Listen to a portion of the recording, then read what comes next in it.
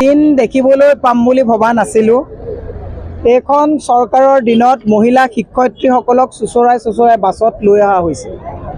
গণতান্ত্ৰিকভাৱে শিক্ষকসকলে প্ৰতিবাদ কৰা, নিজৰ ন্যায্য প্ৰাপ্যৰ বাবে প্ৰতিবাদ কৰাৰ অধিকাৰকণো হেৰুৱাই পেলাইছে।